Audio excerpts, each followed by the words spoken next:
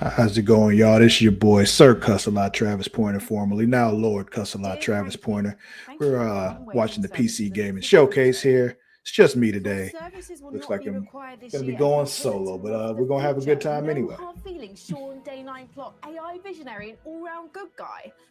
Son of a.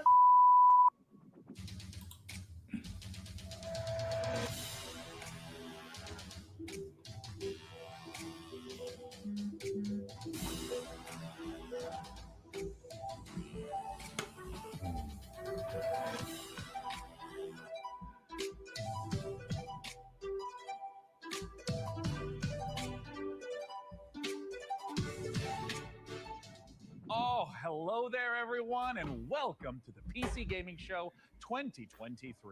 I'm Sean Day9 Plot, and today I'm not just joining you on a tour of the finest upcoming PC games. I am standing with you on the bleeding edge of innovation. I've revolutionized how this show is made. Production crew, ditched them, don't need them. It's just me, my automated systems, and this one guy I've hired on work experience. Say hi, Dakota. Hey. So, what does the face of the future look like? Weirdly, pretty familiar. Why don't you introduce yourself, Frank AI? Hello, broadcast viewers. I am Frank AI, a virtual co-host based on professional gaming icon Frankie Ward, utilizing deep learning neural networks. Super duper. And what do you have lined up for us? I have analyzed the entirety of published games media and surveyed discussion forums for the most anticipated titles. I have then constructed the ideal showcase, including titles like Stormgate, Path of Exile 2, PAX Day, June Awakening, and finally Morris Men, Troop Lord of Destiny. Wait, are those like the jingly dancing guys from England? Are you sure that's a real game? My mistake, Sean. Morris Men is a game concept I devised based on a holistic survey of the most popular Steam titles. Would you like me to generate another? Instead, let's just get things rolling with something that actually exists. First up, from 11-Bit Studios, we return to an icy apocalypse in Frostpunk 2.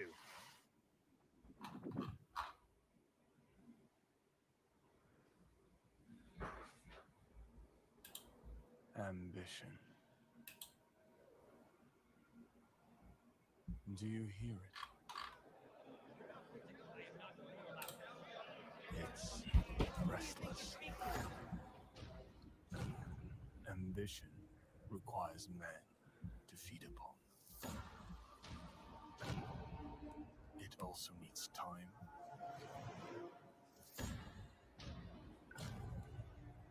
Direction.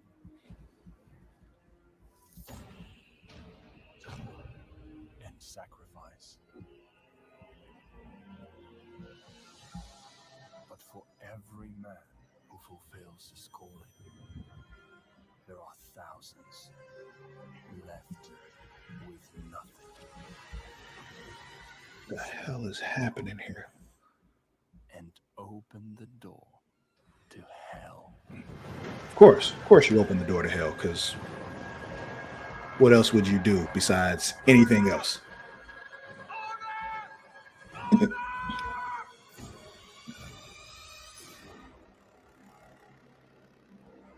Okay.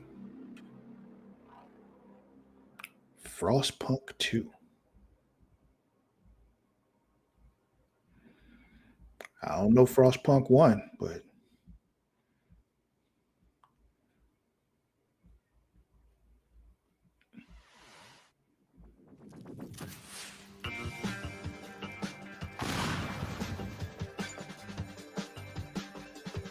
okay, I remember seeing this before.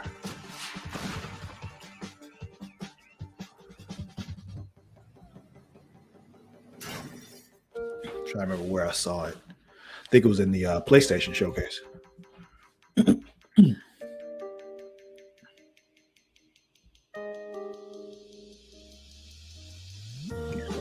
Build anything and tear it all down.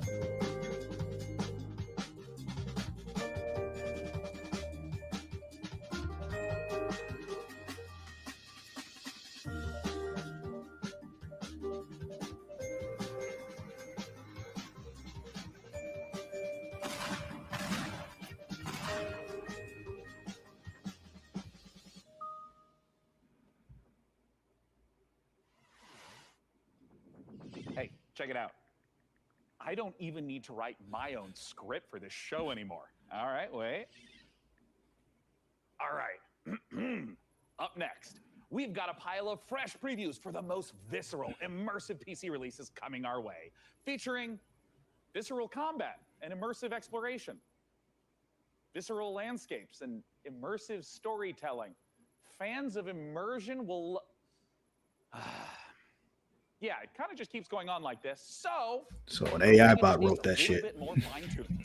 And until that point, let's just go ahead and dive right into our next previews with Nivalis, Jumplight Odyssey, and Road to Vostok.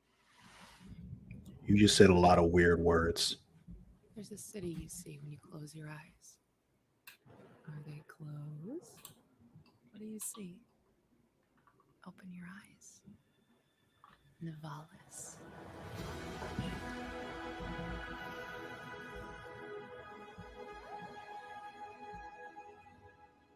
Maybe you've been here before.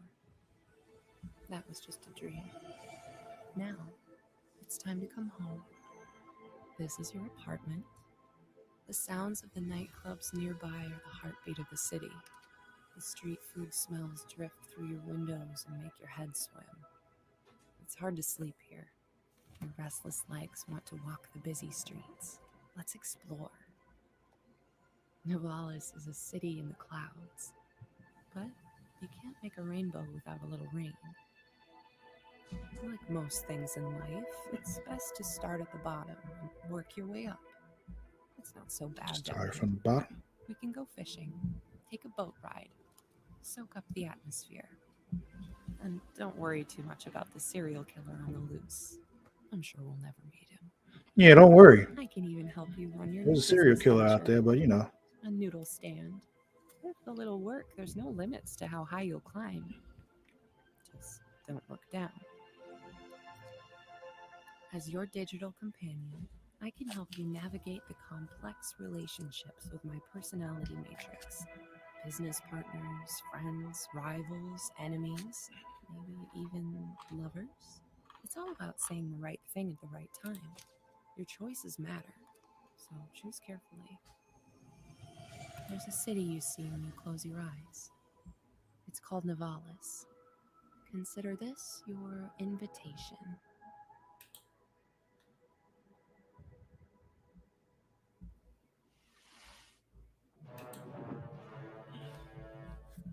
Princess, the Zetopans will be in our system any minute. But they're not here yet. Prepare defenses. I feel like I'm going to be underwhelmed on everything I watch now after seeing Starfield in the Xbox showcase. Don't lose hope now. Red alert! Blast force field. Jump light report. Jump light calibration almost complete, Your Highness. Incoming Zetopan fighter. First ship jumping in. Scramble fighters. Locator engaging enemy. They're coming on deck. Combat division, handle those orders. All crews from starboard ETA on jump. Jump light in 5, 4, 3. Too many of them. 2, 1. Not today, Voltan.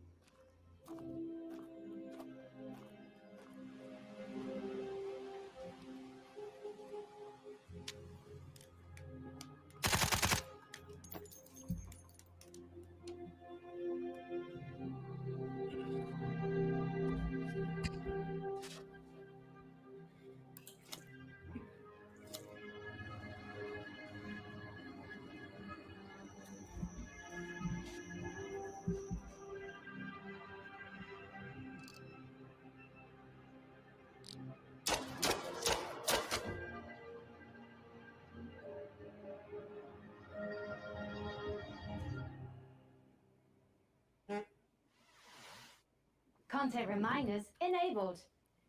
Upcoming games in the next 30 minutes include Path of Exile 2, the full Ferocious trailer, Age of Sigmar, Realms of Ruin, and Citizen Sleeper 2, Starward Vector. Failure to keep watching will lead to a personal system failure. Lies of P, the Pinocchio Bloodborne-like game, is just a couple months off, and it's got me thinking, what other untapped literary veins are just waiting to be gamified? I can generate a list of game concepts, pairing underutilized classic literature and an appropriate style of gameplay. By all means, but stick to public domain. We want to keep costs down. Of course, Sean. Concept 1. Great Expectations Dirt Bike Racer. I don't really know what the Great market is. Expectations Dirt Bike Concept 2. Racer. Sense and Sensibility VR Shooter. Sweet Jane Austen's bonnet. No. Next. Concept 3. Oliver Twist. Please, sir, may I have some war? And it's artful, but a little problematic. I mean, why don't you just throw something together like a Metroidvania based on the Christmas Carol? I'm afraid you're too late, Sean, but perhaps you'd be interested in Ebenezer and the Invisible World. Are you kidding? Is she kidding? She's not kidding.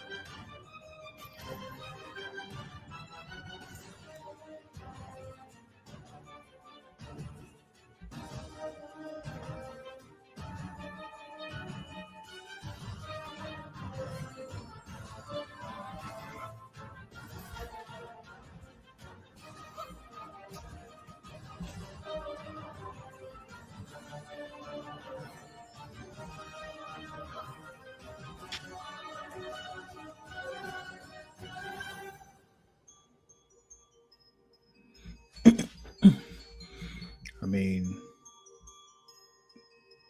kick ass as Ebenezer Scrooge. I'm not against it. Oh, there's a demo available. Okay. I like demos.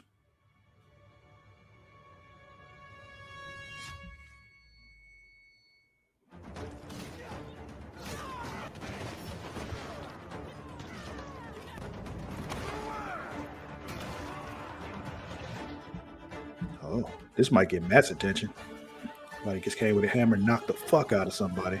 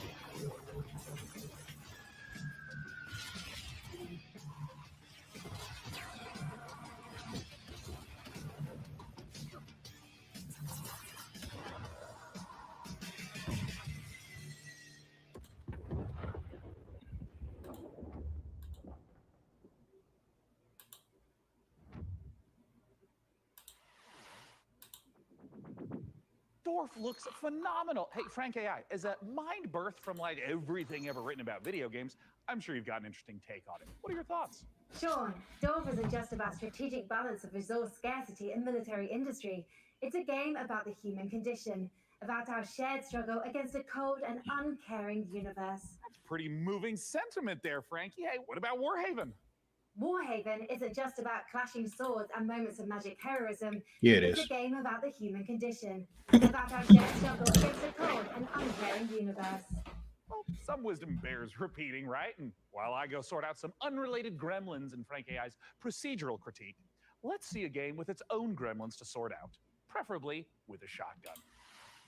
These creatures infernal, these perils eternal. Lord, heal me, free me.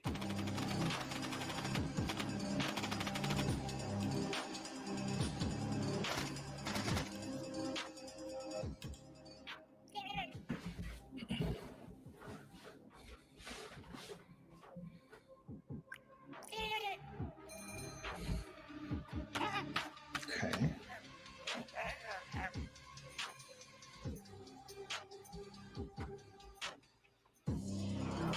So we can, those are all things you can take with you that can fit on the grid.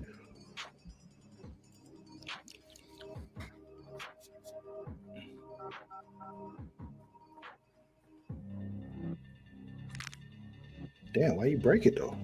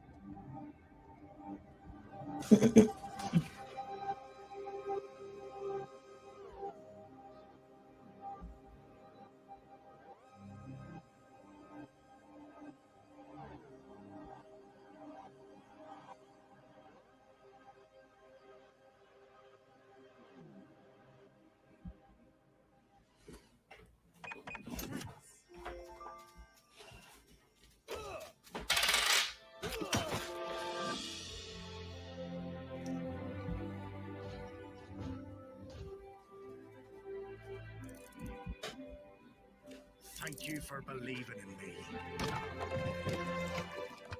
Together, we'll make it the best shop the island's ever seen. Nice work. Keep this up and you'll be running your own shop. Maybe your own district. Welcome to Cussalott Village.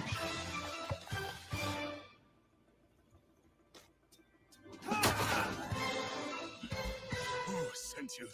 You will regret working for the outlaws.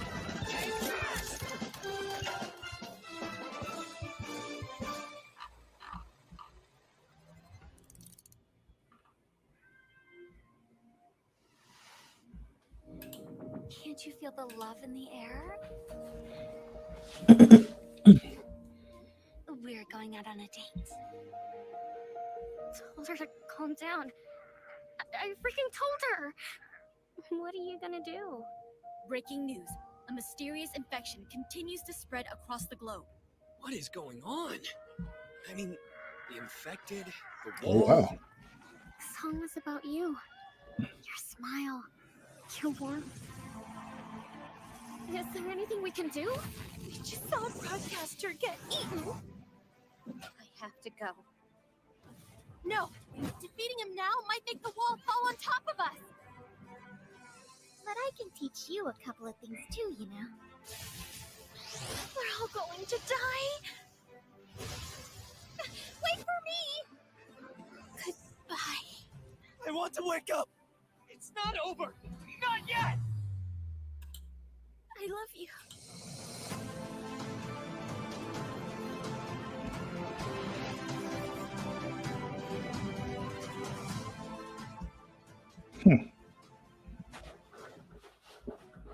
better I don't nights hate it. there, showing us that love is never simple, especially in the middle of an apocalypse.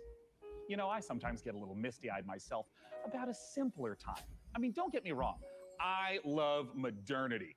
And sure, big tech's done some stumbling. I bet Mark Zuckerberg's probably a little lonely in the Matrix. But all I'm saying is the olden days had an appeal. Medieval times when we were plowing our own fields and treating everything with leeches, not buying 8 pictures with weird electric money. Luckily, though, video games can bring the medieval fantasy to life. To find out how, I had Frank AI activate her new reporter drone. Oh, it's designed to identify, question, and report back on the work of leading game developers. And don't worry, technically speaking, it's completely legal. I mean, this little guy's even got a selfie light. It's like kind of cute in like a friendly panopticon kind of way. Little RD has flown itself all the way out to Helsinki, Finland to meet the team behind the highly anticipated medieval must-play, PAX Day. Let's take a look.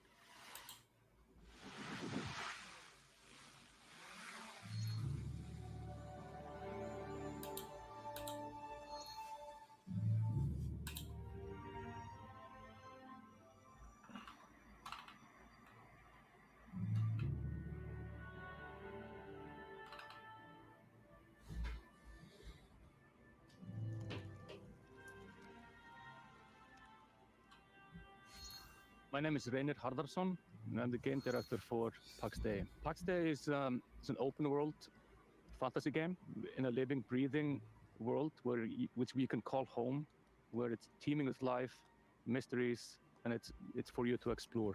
Imagine yourself if you are living in 12th or 13th century Europe. It's a very different reality. You know, it's where knowledge has been lost and is getting rediscovered. It's where magic truly exists and ghosts exist and the myths are real. And this is kind of the inspiration we take to build. It's basically going back to the roots of what fantasy means and building a fantasy world based on real-world mythologies. And so we go very much into the roots. So we're using a lot of medieval literature and medieval bestiaries and grimoires, using real-world magic, actual recipes for healing and ointments, and using the real-world magical properties of plants.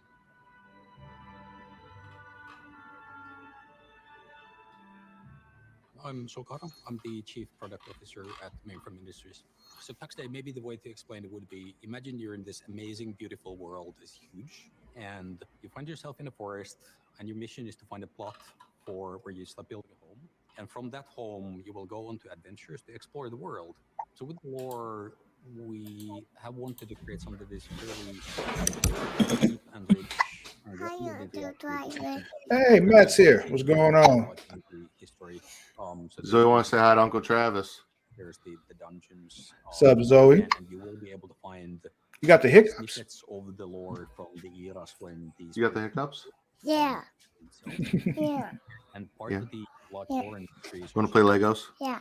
Okay. You'll be You able close to Eddie's door? find and examine things and actually then. Yeah, I don't know. TC never got a hold of me, and I see Will disappeared. So. Yeah. And the area of the game that you will Well, be able to hello play again. the game Hi. and very similar to the So what are we watching? in southern France. I'm not sure. This is an early build of something though, but We're calling it the social sandbox. We're putting the least barriers to entry on how you can actually interact with other players. Will just got back to me. Hold on. What do you say? A lot of blocks in how you can cooperate with other players were fundamentally different. So from the first minute when you start playing the game, Yeah, he got caught up in what he was working on earlier. You imagine with other players, so you can No worries. Is he on his way or no? He didn't say he was on his way. He just said he didn't think it was going to take so long. All right. Well, I just got the link from TC, but you're doing a great job. I'm very proud of you. Well, thank you, sir. I appreciate you at least stopping by to say hi. Travis said, "Bye, little white baby." Some people will absolutely prefer to just go to the dungeon and care less about the cult production. But these players as well still depend on The hiccups make it all better. There's valuables to bring from the dungeon. All right, man. Good luck. All right, later. PvP players, they will be able to produce items that are only available through the PvP, but they will depend on the other players as well.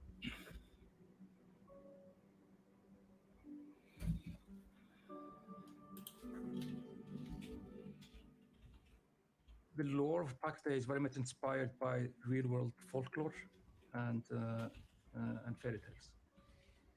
With, of course, the caveat that in PAX Day, this stuff is actually literally real. The interesting thing about folklore throughout the ages is that folklore are actually start off as true stories, whereas fairy tales are fiction. And that's the distinction between the two. Folklore often, handles about ghosts or spirits or some supernatural things. But in the eyes of the people, during those times, this is reality. This is real. Ghosts are real. And, this is not disputed as, any fantasy. And this is what we want to reflect. So when you're walking in the forest during night, Is it bad that the thing I really want out of this whole thing is this monitor? Find the spirits of the past. And the deeper you go, the more mysterious and strange it becomes.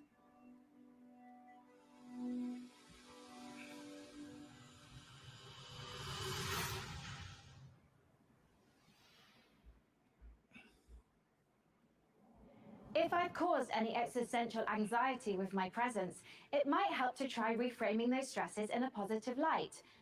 Think of me, perhaps, as a blue shell from your favorite kart racer. I might be wielded to ruthlessly destroy hard-earned positions, but we can still have fun. Maybe there's a lizard driving a little car. Isn't that nice? Let's celebrate the same spirit of kart racing treachery as our next preview brings Mario Kart Mayhem to PC. Here's Stampede Racing Royale. Stampede Racing Royale. Said Mario Kart Racing to PC. So I'm interested. Show me what you got.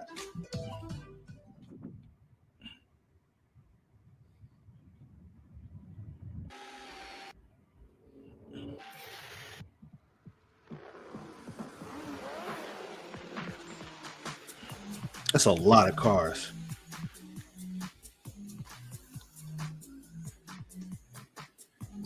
Looks like pure chaos.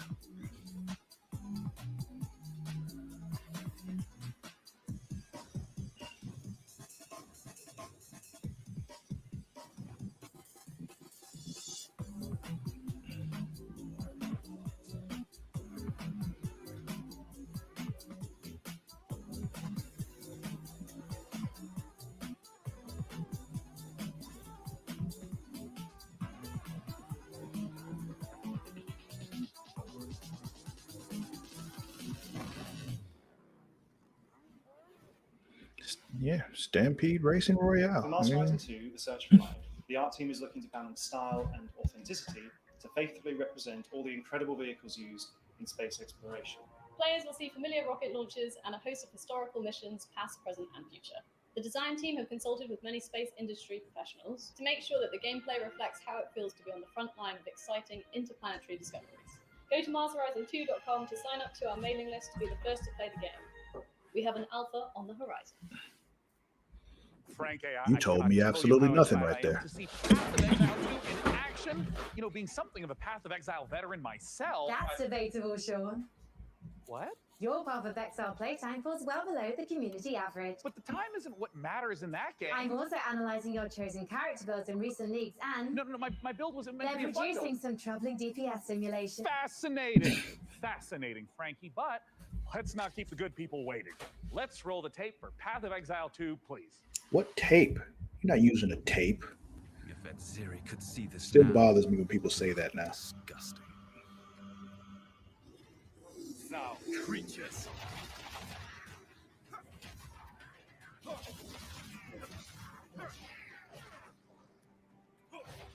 You're mine. Vile abomination.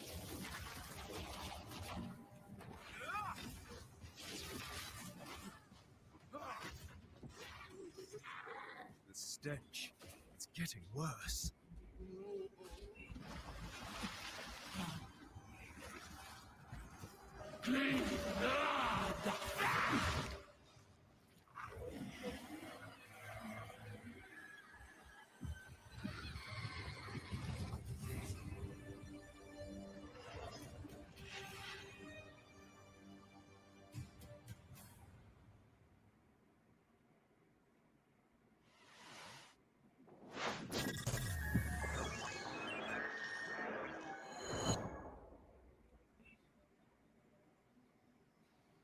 Hey everyone, my name is Leo and I'm the lead developer of a new action-adventure game, Ferocious. I began working on Ferocious a few years ago with the idea of creating a first-person shooter in timeless Lost World type of setting, combining over-the-top action with exploration and a sense of wonder.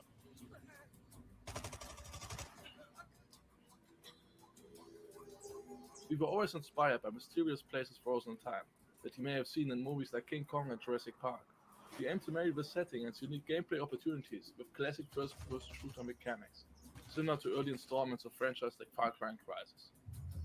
The flexibility of the Unity engine allows us to create unique solutions to some of the environmental features, such as custom water effects and realistic vegetation. We use a mix of photo-scanned and handcrafted assets to create a world both scary and beautiful. However, there are some things waiting for you in the jungle that we couldn't find any real-world references for. So we had to improvise. I hope you guys are excited as I am. Feel free to wishlist and follow the game on Steam, as we can't wait to share more about Ferocious in the coming months. Thank you. I mean, like more realistic Turok. So yeah, I'm into it. Welcome to Islands of Insight, an epic shared world puzzle adventure game set in a world of fantasy, ancient wonders, and natural beauty.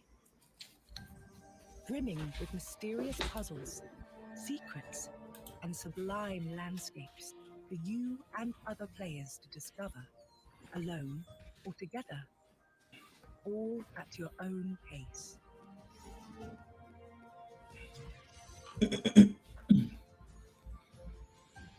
As a seeker, you'll set off on a journey of knowledge. Explore every corner of this rich landscape and solve every puzzle you find. Savor the achievement of every solution as the world around you unlocks, revealing new challenges to face, new areas to explore, and fantastic rewards to collect.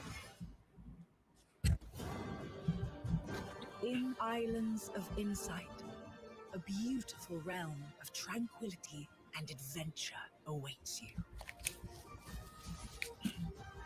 Embark on the path of discovery and let your curiosity guide you through a world of wonders, where the answer is always in sight.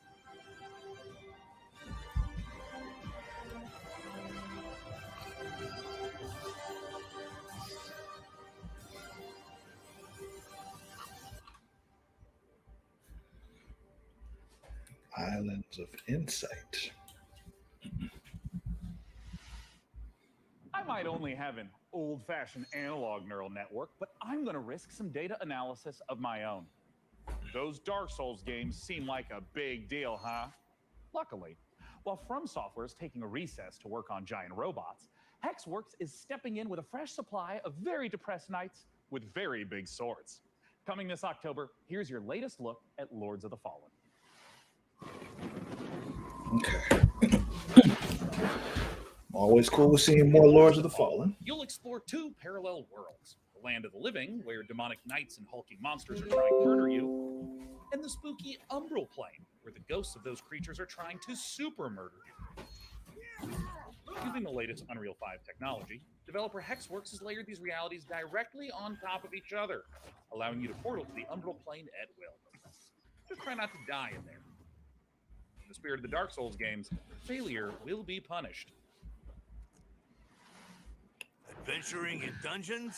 Any idiot could do that. But managing an evil dungeon?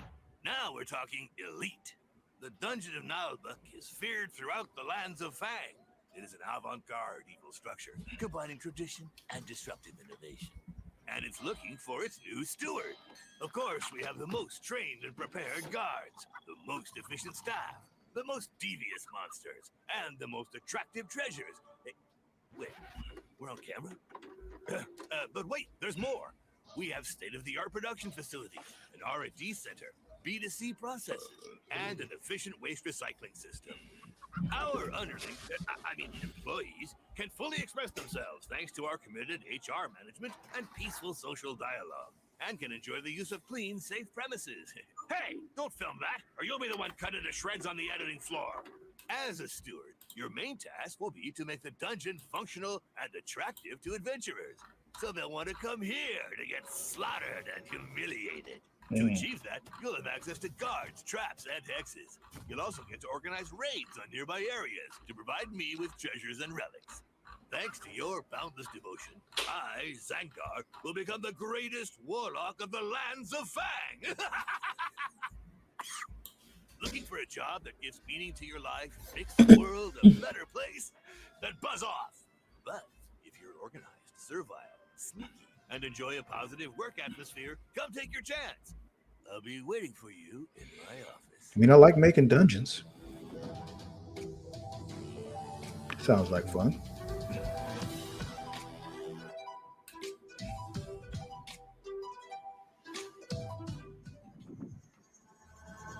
Pablo? あなたのことはしっかりと見てるわよ、探偵さん。何せあなたにはこの世界を変えてしまうような特別な力があるのだから。私に協力し What if I did the rest of the stream like this? What's really stopping me? Nothing really. 時は刻一刻と過ぎていくわ。 See how long I want to keep doing it. 懸命な決断を期待してるわよ。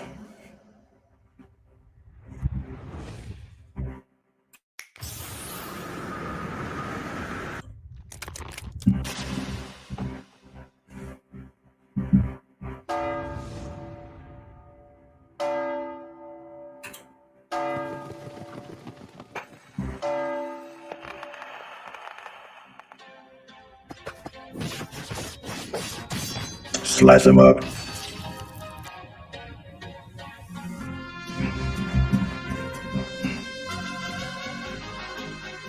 Hold on just a second. I'm about to do something.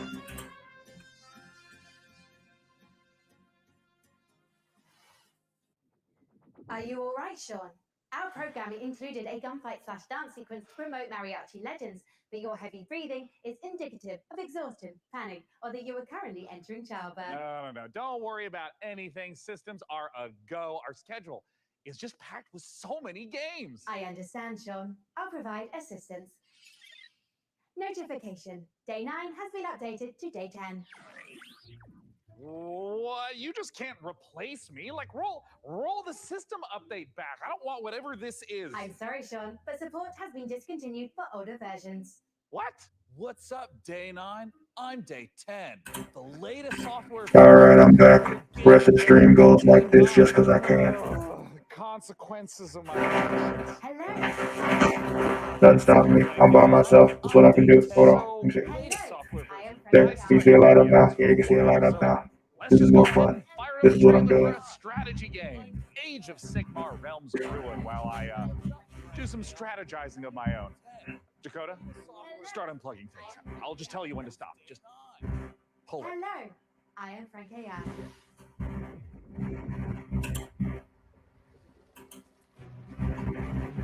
Commander, there is the stench of death about this place. Not just from the orcs. Death comes for everyone. Death comes for us all. It does.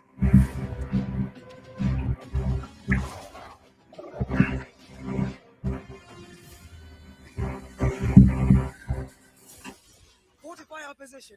We must claim this swamp. Enemy sight.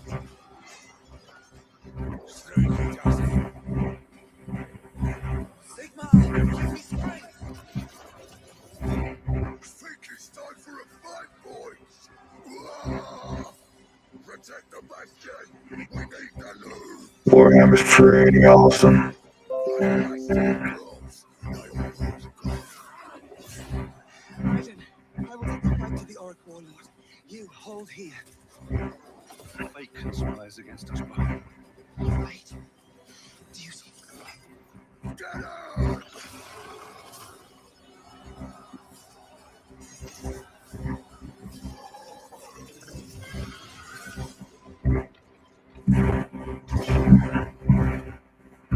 Now do this with Warhammer 40k. That's what I want.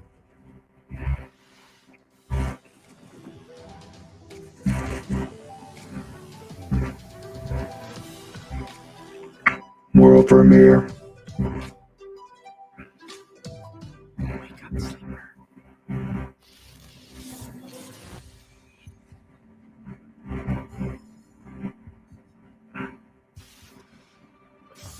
No, get out! They haven't finished it! Oh, Sleeper's finished, aren't you? It's a cool tattoo. Deal, Sleeper.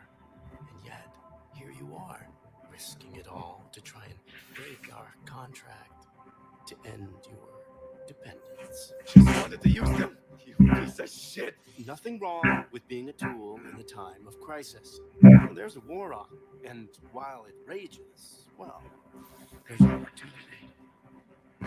Opportunity knocks. We're an opportunity sleeper, desperate, on the run, a hard worker with certain needs. I met your needs. I gave you a crew, lent you a ship, even hooked you up with a contract or two. And yes, I took my share, but that only seems fair. I invested in you. But then, you went and did this. And now, you don't need this.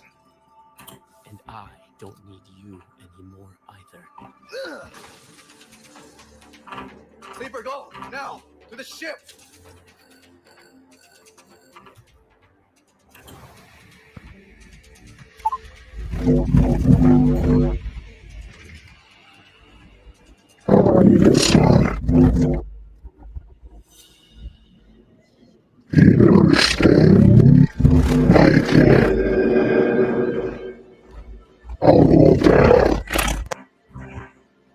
Back to this one. This is just the beginning, Sleeper.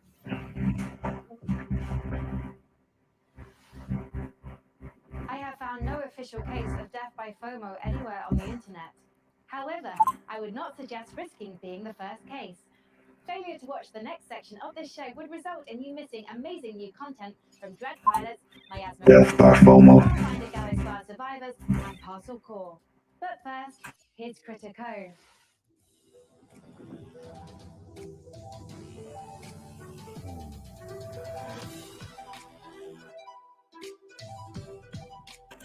World premiere.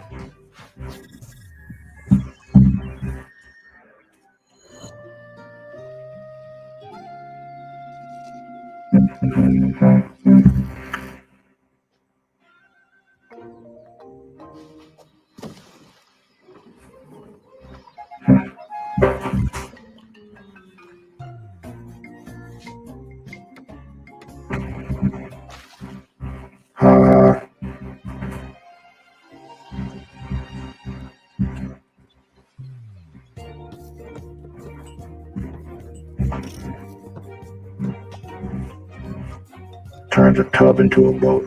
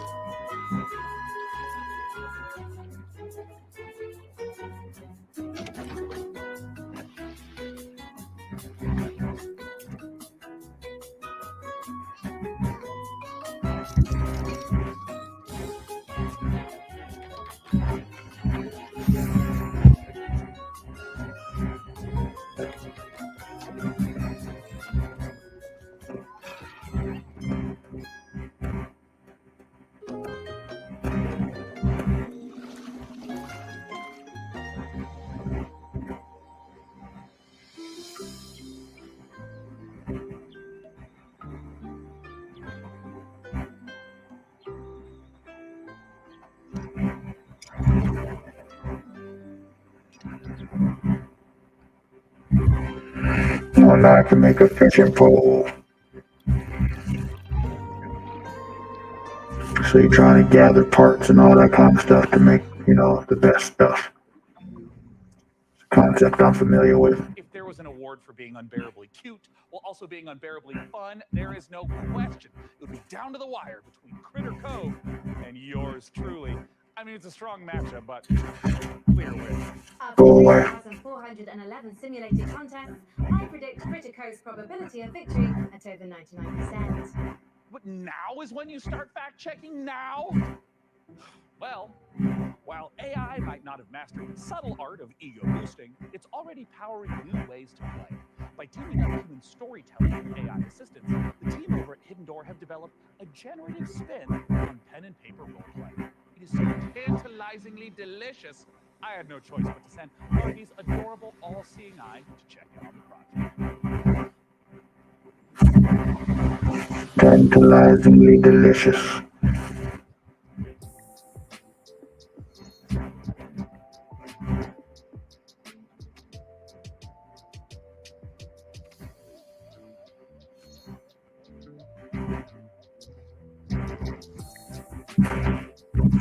Hidden Door is a role-playing game where you and your friends come together. You can play in any world you choose. You create your characters, and then together you decide what kind of story you're going to have. So the idea would be you've just read a book, you can't get it out of your head. Now you can go and play your own story adventure in the world of that book that you're directing within the rules and the canon that the author has set and confirmed with a generative AI narrator. This sounds like less fun Dungeons and Dragons. Right now we have the Wizard of Oz, many more exciting worlds to come. You create your character, you decide the kind of adventure you're going to have by pulling out of your deck of story cards, and then the system creates a unique story adventure for you. And then you can do anything you want. It takes a lot of the joys of playing a tabletop role-playing game and brings them into a digital format. And as you play, you see a graphic novel come together dynamically based on what you choose to do and how the world and the story reacts to you. It's like an improv show where even though you might play the same cards, you get a different story every time. So you throw words in, it comes up with suggested things you might do, you pick something, and then it reacts to you. And then along with our AI narrator... So where's the part where I say I pull out my dick? What do they say then? Because if I'm playing D&D, I can just say that anytime. There's consequences, of course, but I can say it. Your choices. At Hidden Door, we are working with authors and folks who make some really exciting TV shows and other media to bring those worlds into the platform. And the system supports anything fictional. So it does do science fiction, it does do fantasy, it does, period romance, which you can think of as more relationship-based gameplay, in addition to sort of your standard action-based gameplay or sort of dungeon crawl-based storytelling. While there may be a million Star Wars games in the world, if you are playing one on Hidden Door, because of our AI narrator and the story engine, the choices you make matter. So when you decide you want to become, say, the governor of Tatooine, you can do that. And the world changes around you and your character. You are able to meaningfully alter the plot of the entire world in a way that was never pre-written or pre-scripted. There's no limit to the number of characters you might encounter, the locations, or the stories you can tell in Hidden Door. Today you can play Hidden Door anywhere you can access the web. So you can play on desktop, you can play on your mobile device, you can play on a tablet.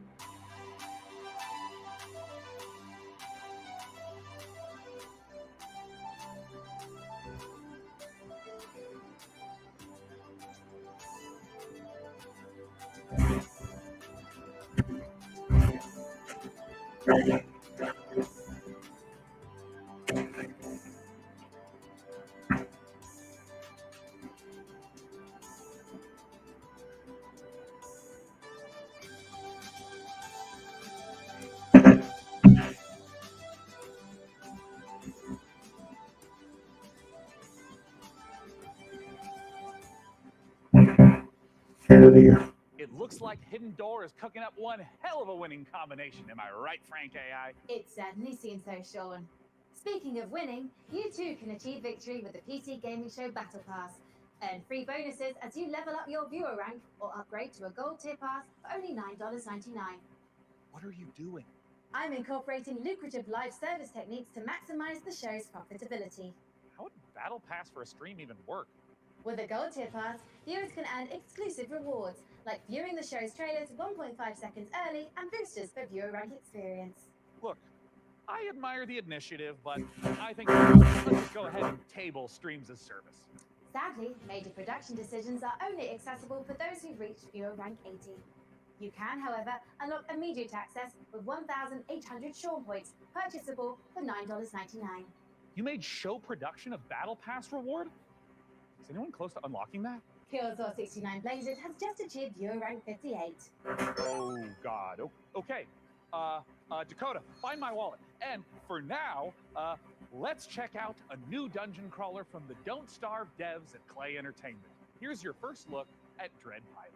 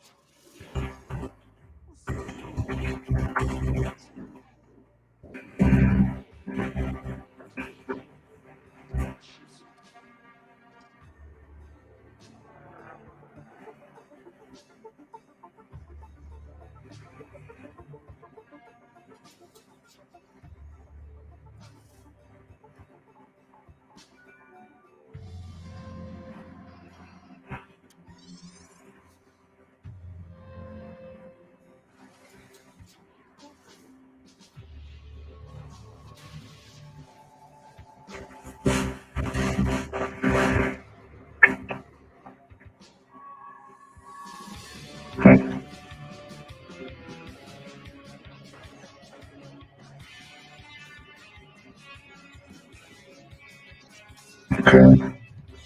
Drive the car, shoot the things.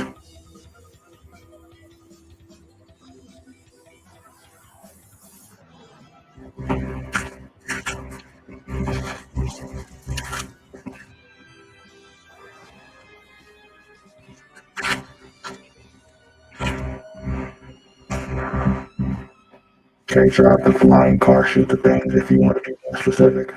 You've harnessed your glove's power, and now you want to find me. Gotta find Mama.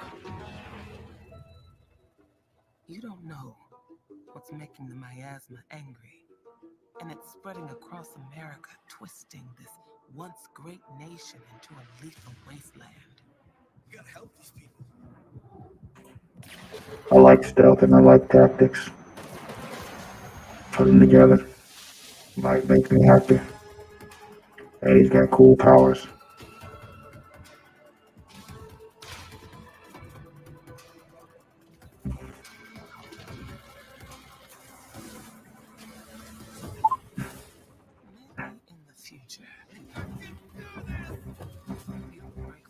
What kind of powers does he have? I will tell you my secret. The revelations must be earned. Don't starve yourself with excitement for Dread Pilots, or you might leave a miasma worthy of a chronicle. Hey, that's pretty good. That's good stuff. No, it's not. Generation coming up. Super facilities, bioweapons development. zombie experimentation. It's all under the corporate umbrella in management sin. You are the evil CEO. I mean, I can't blame you for diversifying. That's just good business sense. Let's take a look at Undead Inc.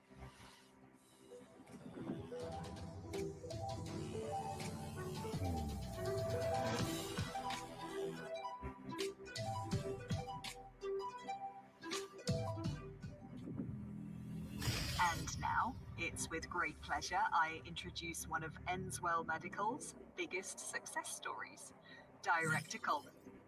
Thank you, and welcome to all of you who are starting your own franchises. Today, I'm here to talk about building a thriving business.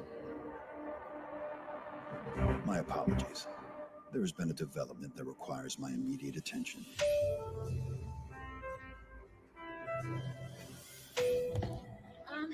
Director Coleman, sir, we're hearing... Whatever your concerns may be, I'm handling it.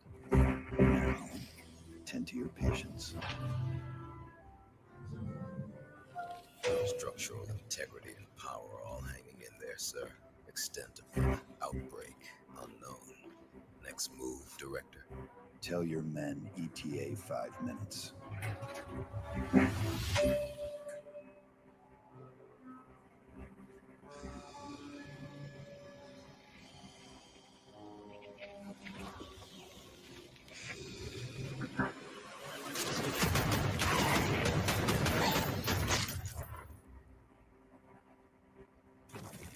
Wait, don't shoot. Director Coleman. Hey, man, sir.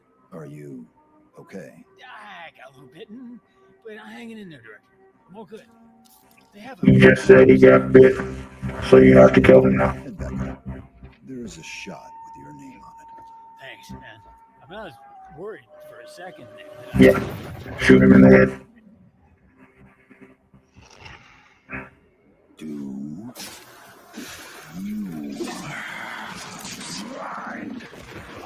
I'm trying to run a business here. Janine, get the marketing team and those rookies back on the line in 10. Oh, and an espresso. Yes, sir. Thank you. Then he turned into a werewolf. Of course, Director. Name brand only. Not our stuff. Quality control issues downstairs.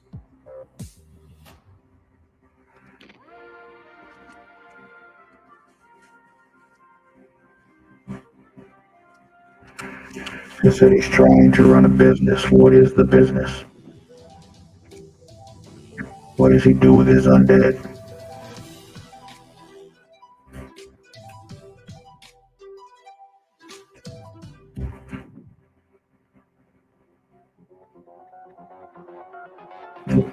Spilled his beer.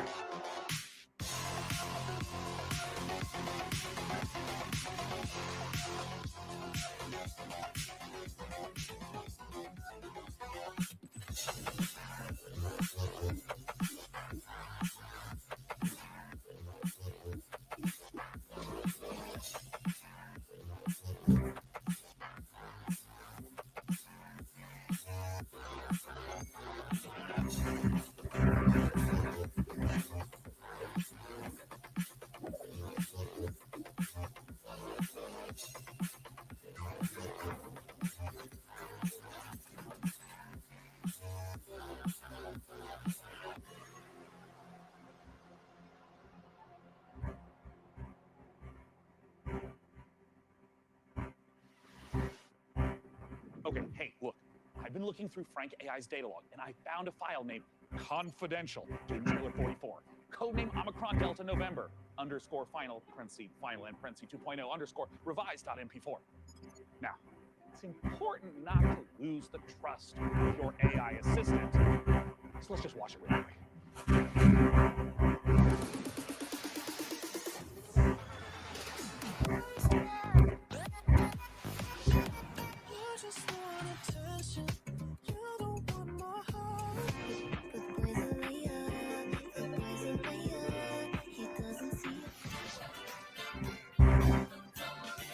This must be love. Sound in my heart, the beat goes on and on and on and on. Boom, clap.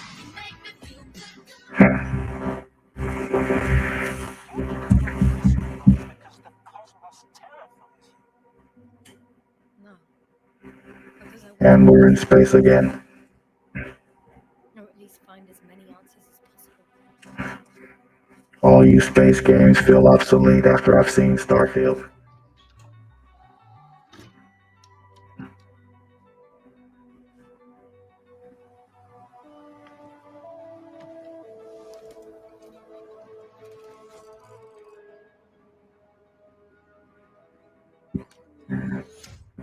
Astrogator, we shouldn't behave here as if we were at home. A long time now, the cosmos has belonged to the one strongest species. Humans. So, there was life here before.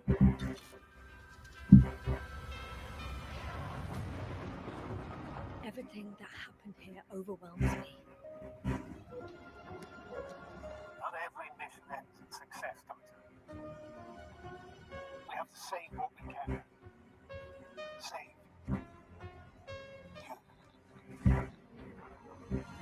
What is there to understand?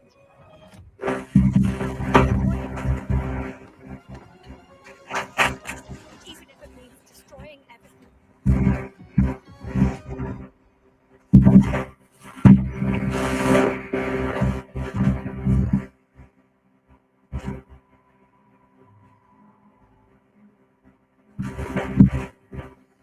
The Invincible. Coming up, we'll see a theme park builder that's only days away. Releasing on PC later this week, Park Beyond is a spiritual successor to classics like Roller Coaster Tycoon, Roller Coaster Tycoon 2, Roller Coaster Magnate 9, Roller Coaster Auto 27, and Roller Coaster God Emperor 40,000. Okay, let's not go off the rails. Look, as fun as the carnival is, we all know the games aren't the most balanced, because basically, carnies are OP. Luckily for you, our prizes are so much easier to win. Let's take a look at Park Beyond. Do you perceive the invisible thread that connects us to each other? The emotions that unite us without us even realizing it? The desire to move forward, to surpass our limitations, to take on challenges greater than ourselves? All these feelings make us Visioneers. Visioneers are architects who are dedicated to making their childhood dreams a reality, empowered to achieve the impossible. So their version of Roller Coaster Tycoon. The world their most beautiful memories. Free spirits in search of adventure and new challenges. Indelible moments of amazement and laughter with those we love. Become a Visioneer. Go beyond the fun.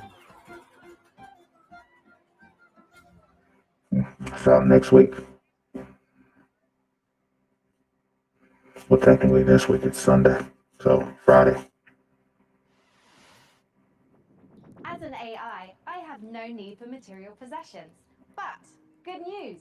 PC Gaming Show viewers can take advantage of the following promotional contest by following the instructions on the screen.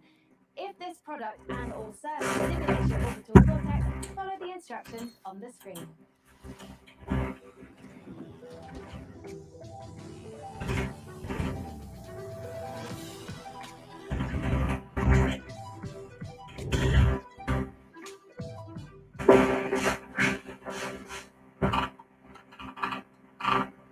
Evil stirs in the depths of Gallowsmire. 3 heroes step forth to contain the darkness within. A legend, fearless strength and skill, a cunning rogue, full of deadly surprises, and a powerful wizard wielding the fury of the elements. Together, they are destined to confront Let's see if I win it. and their deadly masters. Again and again. Or die trying. Heights of power and skill. But what hope have they to seal away the whispering tyrant? For surely there can be no hope of surviving Gallowsmire. Pathfinder. Makes sense.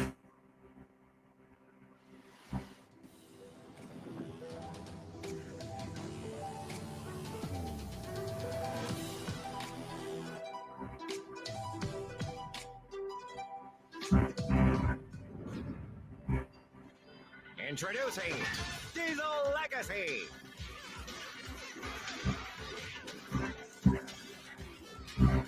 Join the open beta now on Steam. 2 versus 2 action.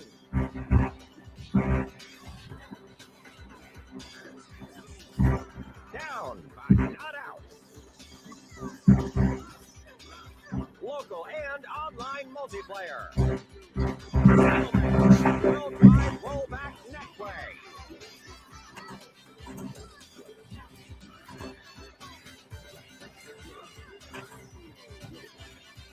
Determine the fate of the Iron City.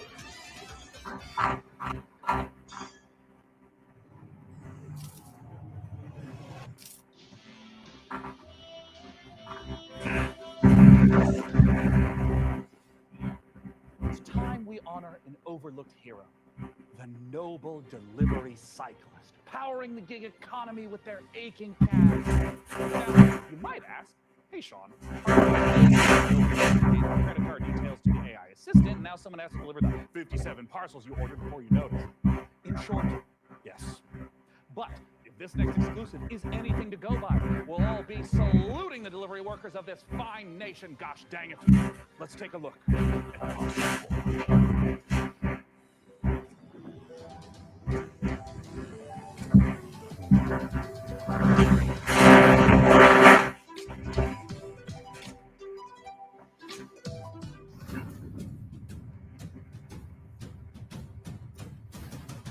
Interesting physics here. Hello, Inquisitive viewer. My name is Will Barr, and that was an example of a micro teaser. You see, when you're shilling on behalf of an obscure video game developer like Billy Goat Entertainment, you have a finite amount of time to explain why discerning intellectual players, such as yourself, should be excited about being thrust into the exciting, high-octane world of Parcel Core. That's right, escape the mundanity of daily life and slip into the spandex of one of our many colorful bicycle messengers.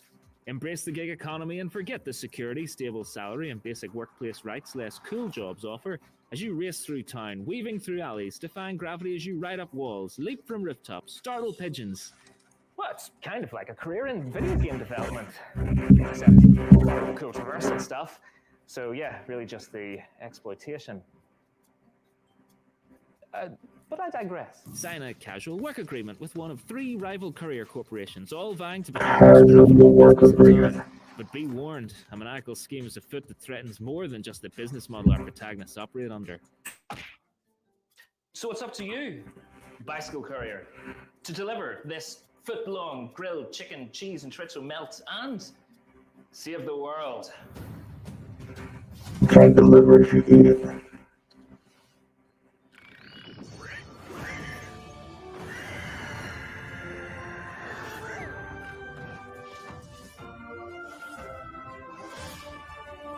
Hi everyone, I'm Max from Brema Games, a 2-man studio based in Sweden, working on the game Fablelook, currently available in early access.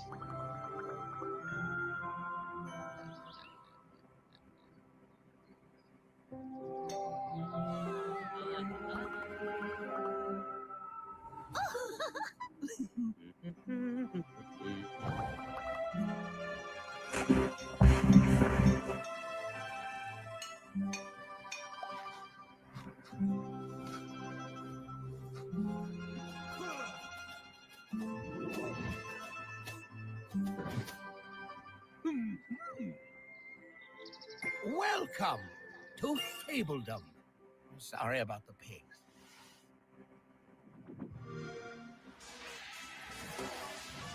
Forza again. We have a new mission, soldier. Oh, just a Game Pass. Okay, there's a Game Pass thing.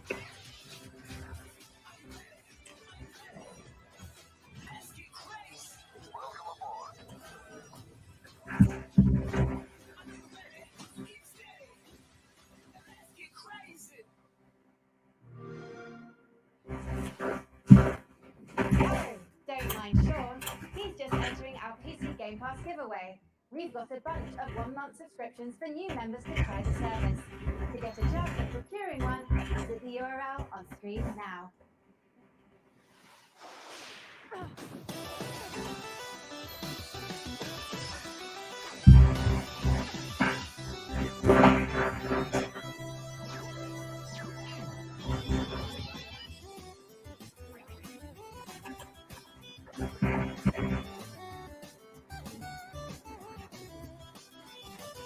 Instead of Mega Man ripoff again.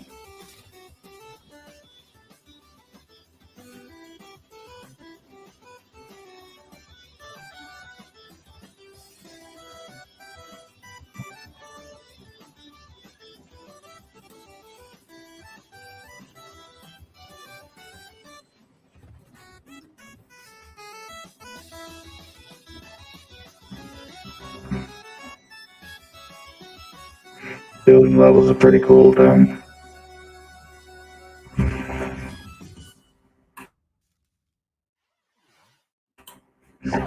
Before we continue with more exciting previews, I've generated a simple tactic to improve the show's revenue stream. Yeah, great. Tell me more. I've allowed viewers to pay a small fee for bespoke on-screen shout-outs. Got good 228 right? Great to be watching PC Gaming Show once again. Excellent work, Sean and Co. Hey, I'm touched and a little wealthier. Keep them coming. D-Blaze Paladin. Dick move, bro. Look, you have to understand that this show needs to focus on long-term sustainability. Firefight Sean 23 right? I have sworn the blood oath. My vengeance will not be denied. Okay, it looks like that's it. Our shout-out feature is broken. I'm so sorry. That's going to be all for shout-outs. I haven't logged any errors, Sean. Well, I'm seeing red flags across the board, and it's a real tragedy. Just can't be helped. Just like I can't help wanting to see more previews. And with that, here's Creepy Jar's new sci-fi survival game, Chimera.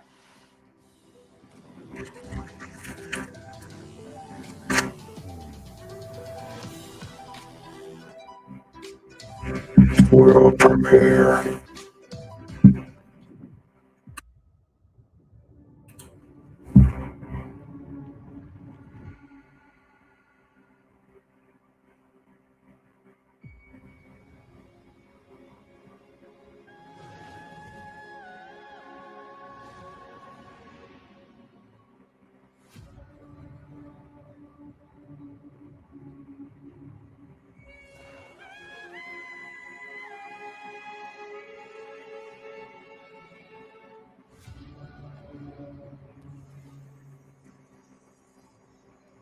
Warning.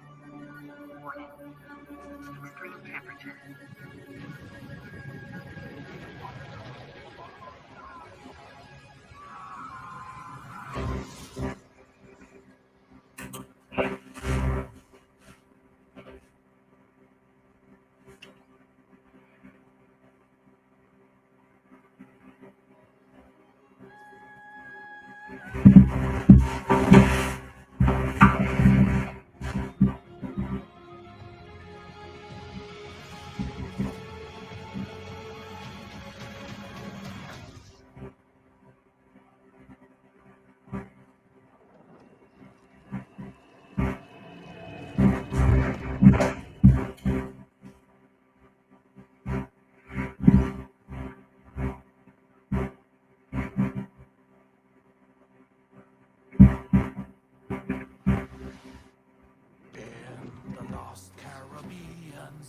Was a captain mighty.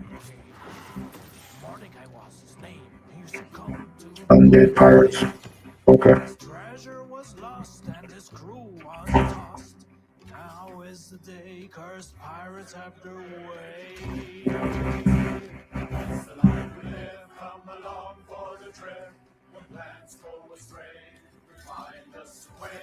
We put them to a stop and give them the chop.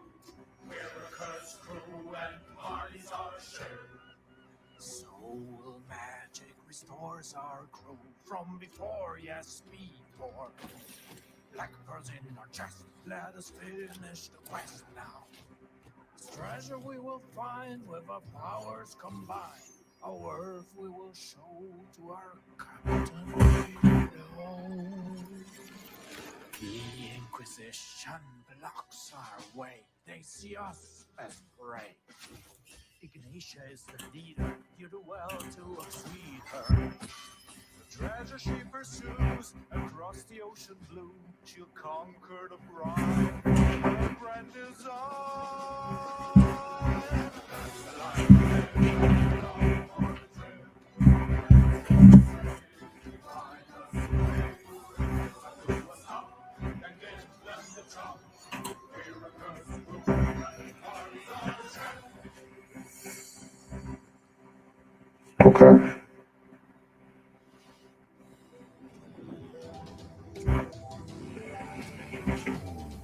World premiere.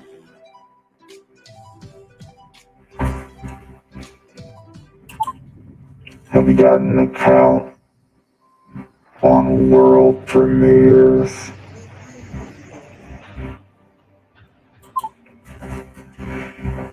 I'm just curious.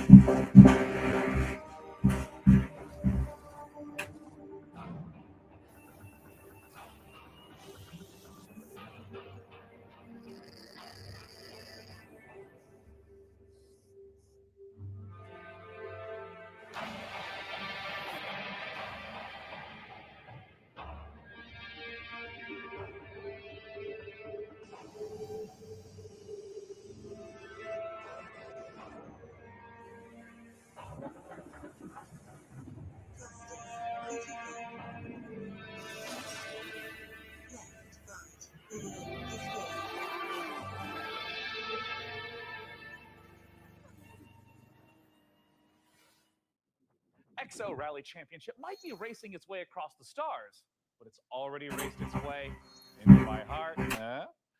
Anyways, if you're not aware, I've got something of a history with the real-time strategy genre.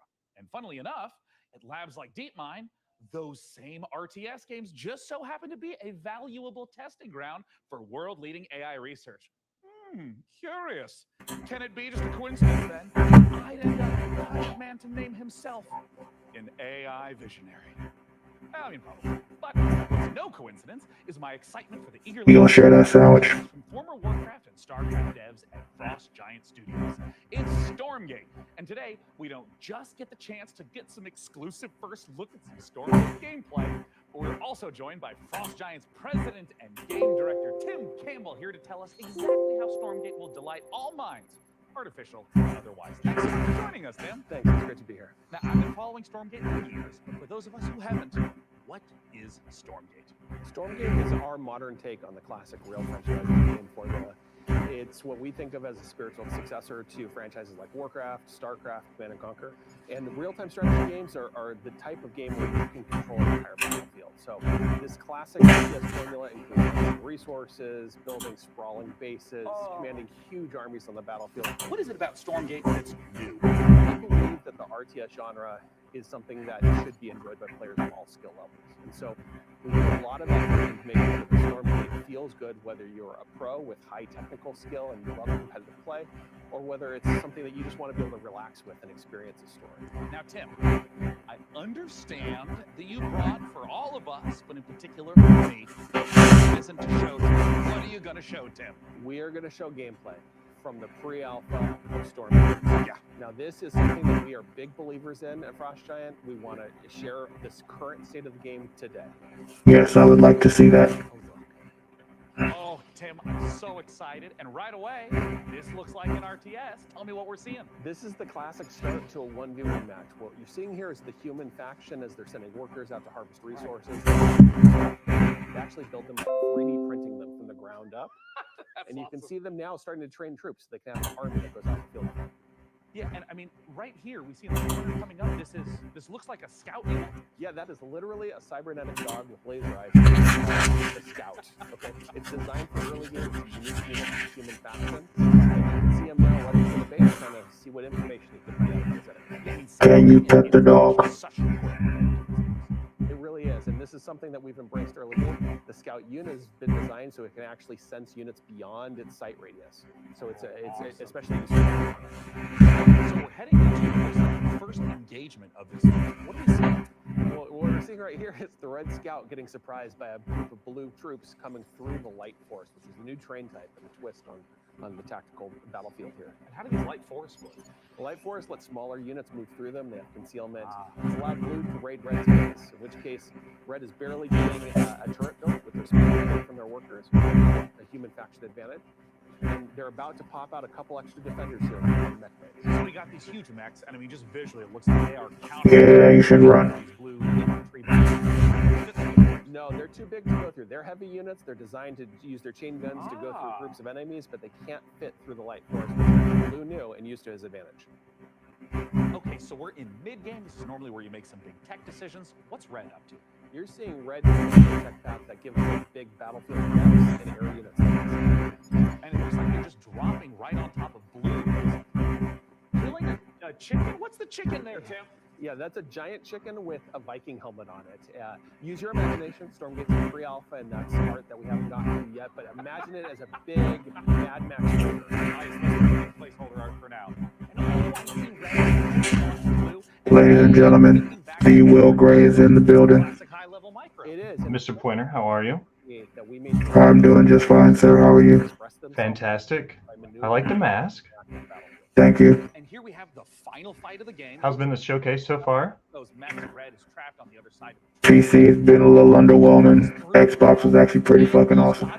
What was your favorite thing that I missed?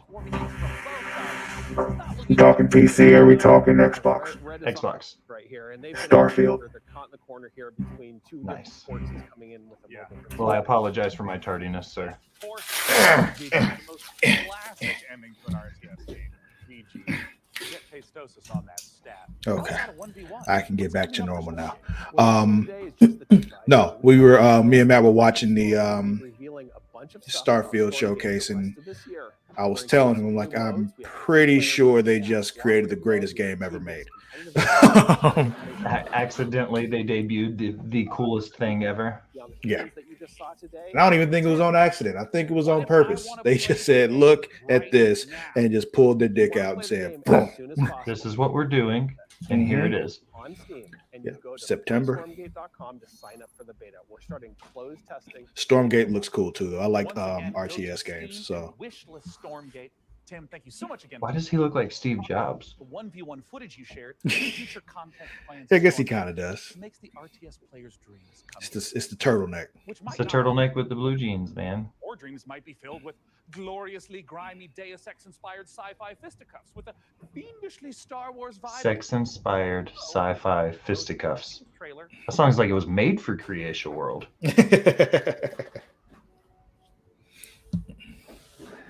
But yeah, how's your day going so far? Crazy in the best ways humanly possible. That's awesome. We did day 2 of shooting for the documentary, and we ended up getting access to knocking out shots we weren't planning to be able to knock out this weekend. So it went from, we're going to do some stuff. We went to the gym where the wrestler we're covering works and got to do some cool stuff there. And then we found out we could go to the other gym where he's a personal trainer, and we pretty much had, carte blanche, free reign of the entire gym. So we were able to get like every workout shot we needed for the entire doc pretty much done today. Oh, that's and awesome. because we were like, we're not sure when we're going to have this opportunity again, we were just like, let's go ahead and just get what we can now, just because we don't know if we'll ever have this opportunity again. Because it was literally the whole gym. There was like 5 other people in the building besides us. So it was one of those, you just couldn't say no to it, realizing what we had. Oh yeah, I get it. Yeah. Because originally, like, I had planned to be home because I thought this was at 3 o'clock, 2 o'clock Central. My original plan was to be home by 2 o'clock. And I still didn't get home till almost 4. And like, it was just, like I said, wild and crazy in the absolute best ways possible. So I apologize for my tardiness. Oh, no worries, man. It happens. Men, you are about to embark upon the great crusade towards which we have striven these many months. The eyes of the world are upon you. The hopes and prayers of liberty-loving people everywhere march with you.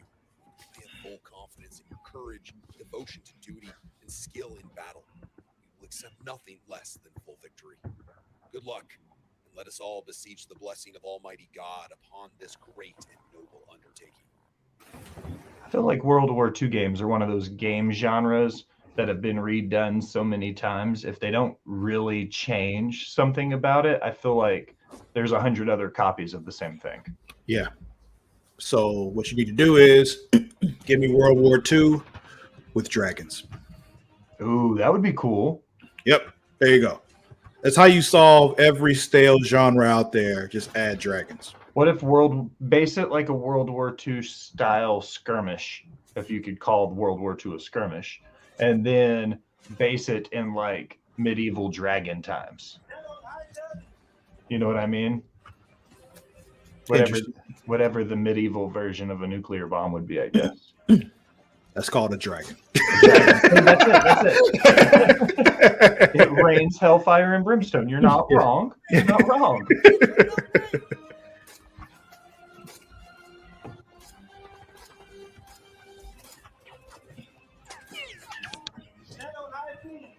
But yeah, what I was thinking, you take a game like this, make it look like it's just your typical World War II shooter, but then something happens and like the world opens up or some shit, and like dragons come pouring out, and now everything's different. Now you got dragons to deal with. I love that idea. Even better than mine. Just introducing dragons into this combat style. That's what we need to do. Like he's just standing there looking all triumphant and shit, but then a dragon swoops in and just rips out his entire, like all of his infantry behind him is just gone. Hell let loose. Like, yeah, you thought you won. Just kidding, motherfucker.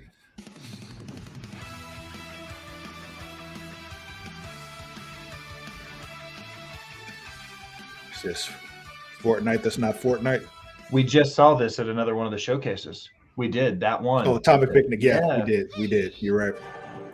Because who was in the chat? Me and one of the regulars in the chat said the same thing. We said it looked like Fortnite Lite.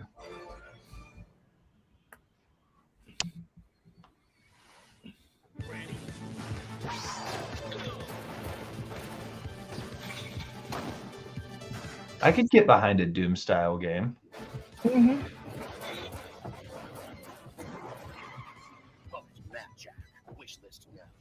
Mullet Mad Jack.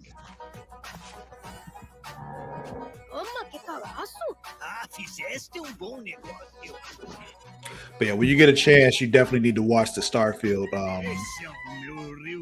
showcase stuff. It is an hour of just pure technical magic that I'm watching this. I'm like, you people are sorcerers, and someone should look into how you were able to acquire such power. That makes me excited for it then. Yeah, you should be. I don't know what that last game was, but it looked like Settlers of Catan, but on a video game.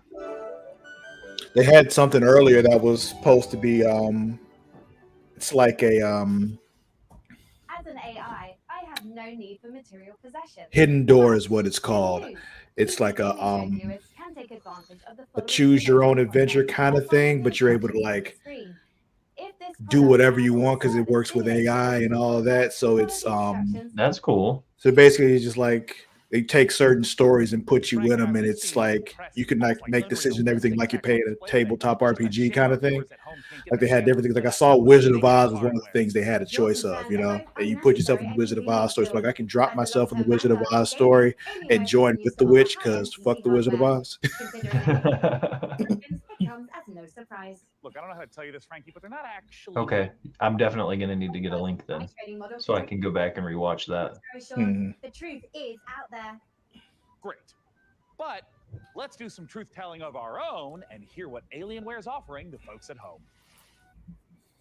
Alienware has been a part of my professional life for a while now. From the games you play to what you do for work, that's very hardware intensive. When using Alienware, you get a performance that is very, very difficult to match. It doesn't have just the kind of like generic.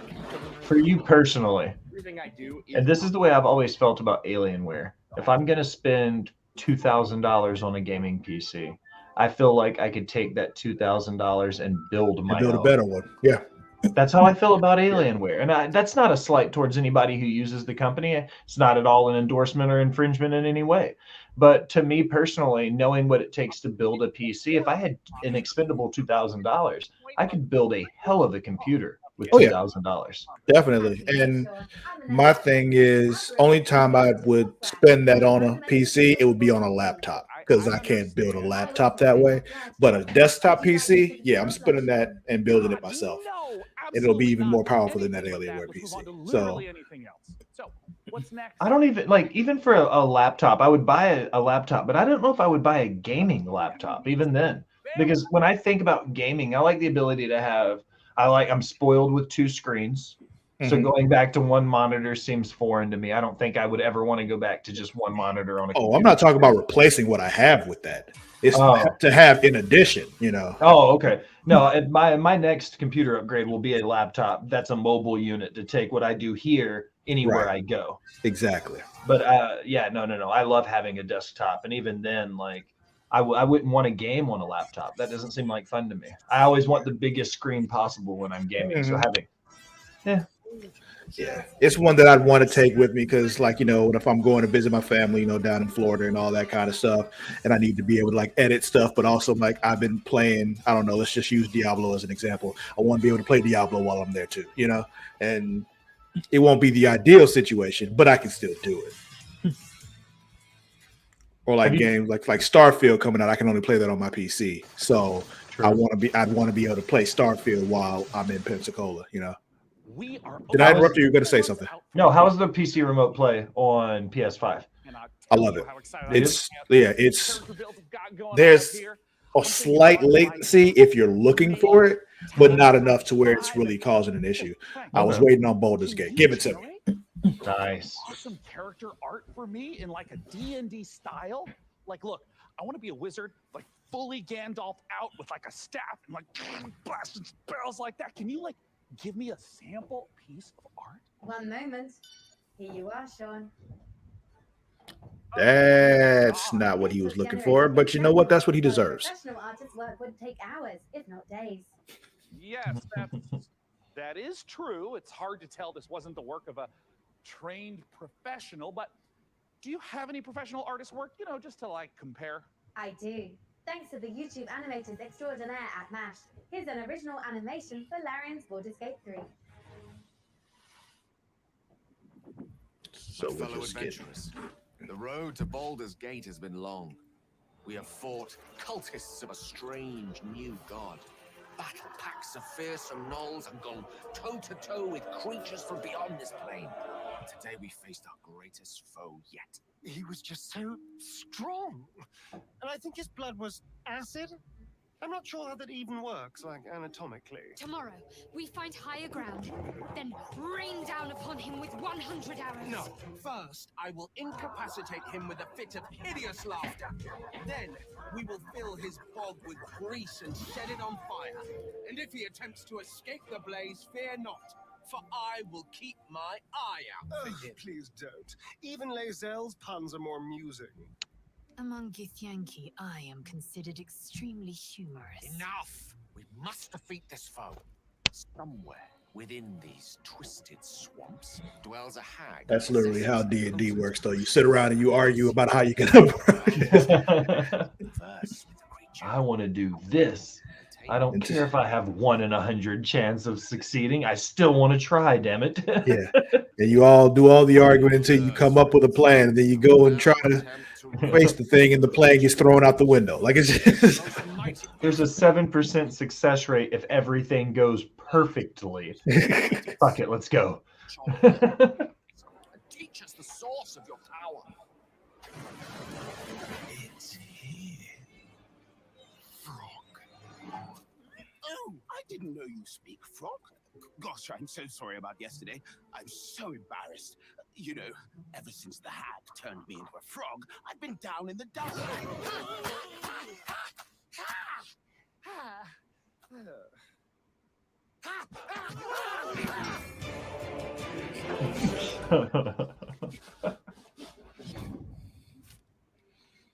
You gonna show me the actual game now? Because that's what I want to see. Thank you.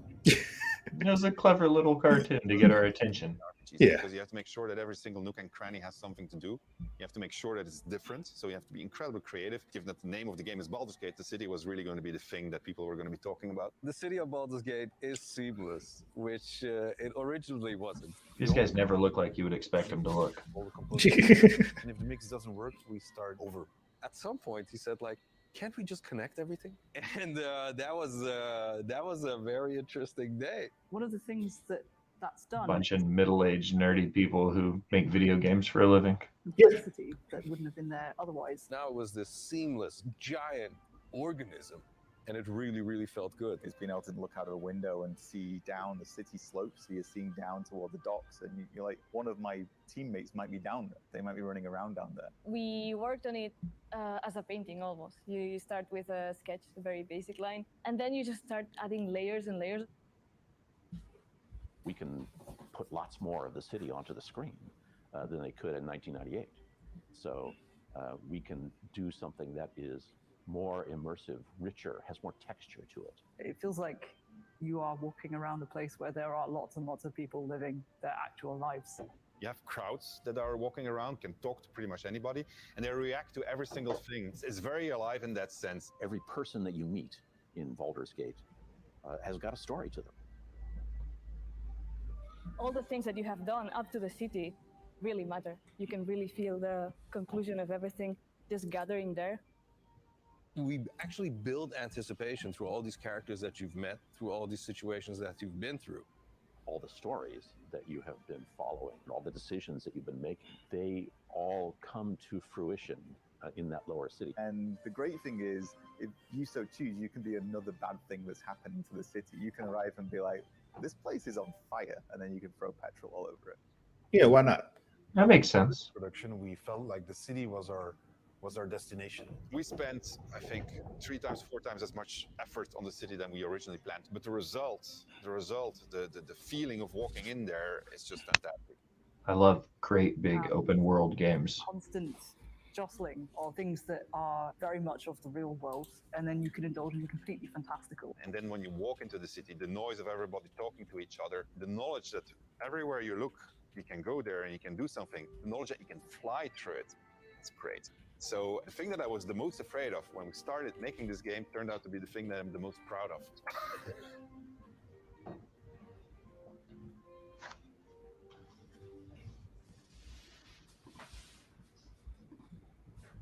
Larian Studios breaks the classic RPG series out of a 2-decade retirement when Baldur's Gate 3 finally releases on August 31st. Up next, we're forging ahead with more fantasy as flame-headed fighters face ferocious foes in a co-op action roguelike. After all, what's a roguelike without an onslaught of algorithmic terrors? I feel like there's a lot of that going on around here lately. Anyways, here's the latest trailer for Ember Knights.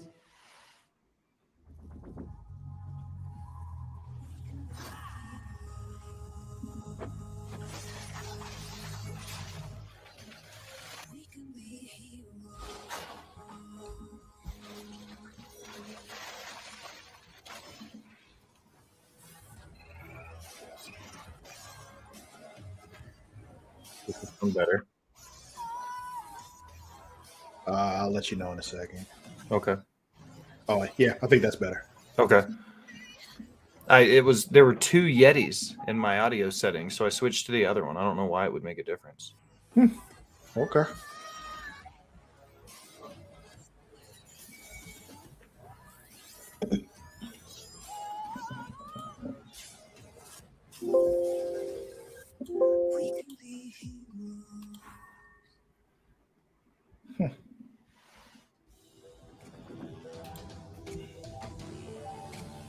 And another world premiere. This should be good.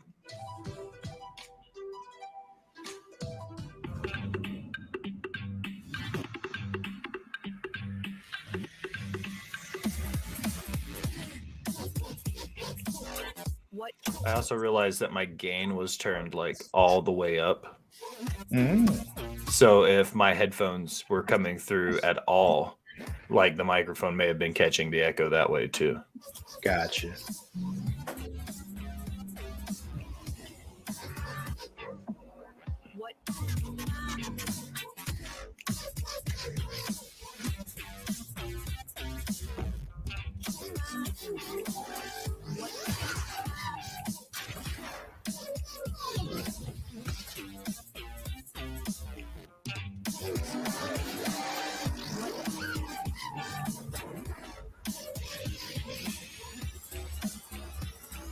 I like the idea of being able to build like vehicles of different kinds. Yeah, they showed that other one that we saw. I forgot what showcase we were watching, but the one that could build everything and break everything. Yes. Dimensional terrors, venturing deep into unstable time risk tasked with uncovering the I know it's written down in my notebook, but I remember what you're talking about because everything was buildable. You could craft and build anything around you into something else. later this year in early access.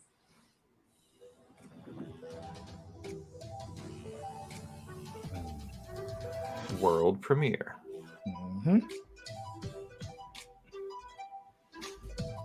Seriously, don't have any signal. Not even one bar, there's nothing. I forgot to mention, there's like a super weird, scary thing getting around inside the ring. Now, what's that, a bear? Have you ever heard a bear sound like that before? I've never seen a bear before. You guys look lost. Come on. You'll freeze to death out here. I suppose you're looking for the lodge. Here, take this. I call it the atomic space shifter. If anything goes wrong, not that it will, I can pull you back out. A lot of folks come up here looking for answers. It's weird. It's like time runs differently here. Guys, I think I got something.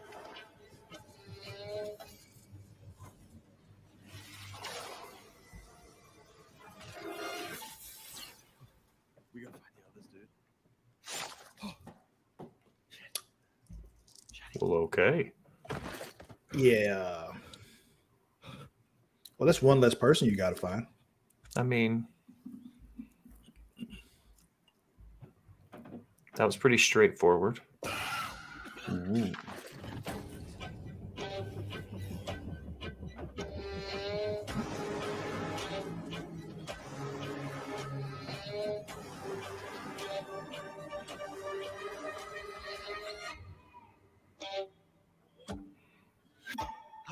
Stealth extraction horror. This is the key to... Ah, you're alive. Ready to go back in? No.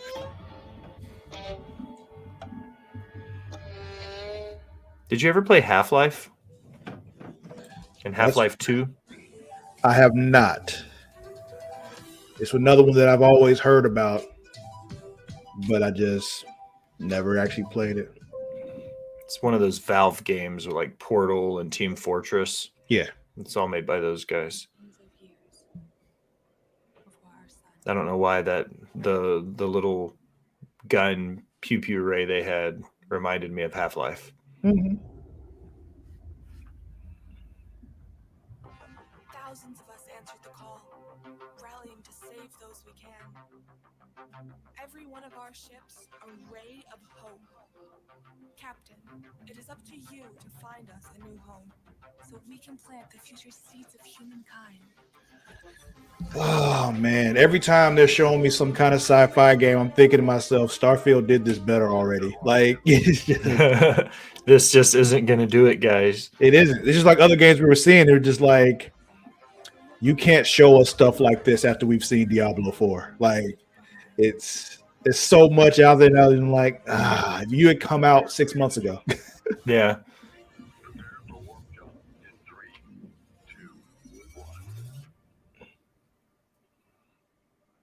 It's like Nintendo. Nintendo's a ghost town right now because of Tears of the Kingdom. Like they have nothing major coming out right now because of that. Like they put all their eggs in one basket. It turns out it was a good basket to put it in. It was. Wishlist on Steam. As great as Earthless looks, it makes you wonder, how are we in the real world going to fare when our big, beautiful sun enters its twilight years? Me, I'm optimistic. Who knows what we'll achieve by then? Every billionaire-funded space rocket that detonates moments after takeoff is one more step on the winding road of progress. Up next, tie on those togas and make merry with fine wine as all roads lead to this newest city builder. Here's a first look at That seemed like an abnormally dark statement to roll into such a chipper mood. It's kind of been the vibe this whole show. That was very like oh, certain, the inevitable, everyone's going to go, but let's go to Rome and have fun. Like, wow.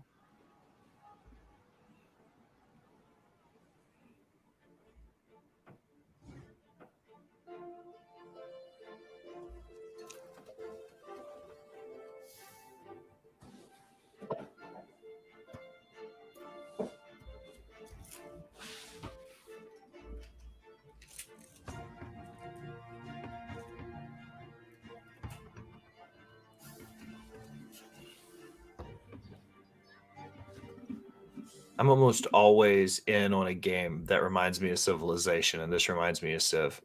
Yeah. So how are you when it comes to strategy games? Do you prefer turn-based or do you like real-time? I think turn-based more so. I did enjoy the Command and Conquer series. Not that real-time strategy really wasn't my thing. I did enjoy Command and Conquer, though. I think that was a cool series. And what was the other one? Halo did a Halo Wars. That was the other real-time strategy I played a lot of. But I like turn-based because if you want to play Civ on easy and just build this massive world power using economy and stuff, like you can play Civilization so many different ways based on the mood and like all of that. That's what I like most about games like Civilization is if I want to be the evil ruling dictator that, overpowers everybody with an army, I can be. If I want 3 big cities and rule economically, I can. Like whatever I want to do. That's what I like about Civ most. Gotcha. Is over. All we want is to return home.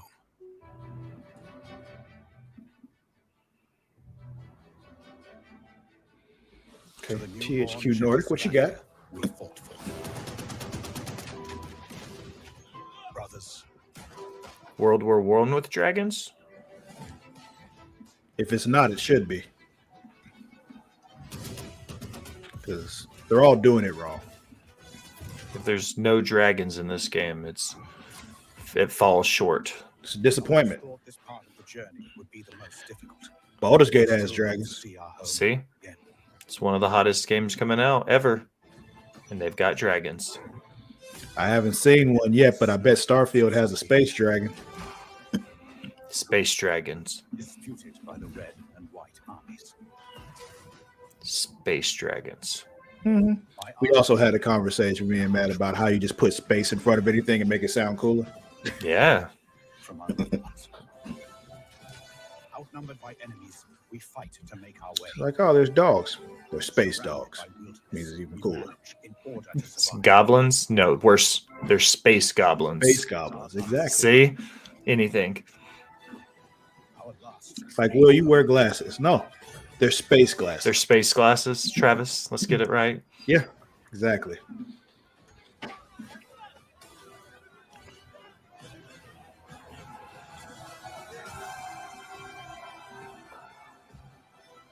It's an interesting strategy for this trailer to switch it back and forth between the live action and the gameplay. I was just thinking that, like, as you were saying it out loud, I was like, I really like the cutscene footage of this. Like, it looks great, and then it cuts into the video game footage, and I'm like, that doesn't look bad either. Historians continue to uncover records describing train passengers traveling homewards, some dating as recently as 2023. Whether any train home is truly the last remains the subject of academic debate. History is clear on one thing, though: puppets can't be trusted. As proof, watch as Sesame Street meets survival horror in My Friendly Neighborhood. Sesame Street meets survival horror?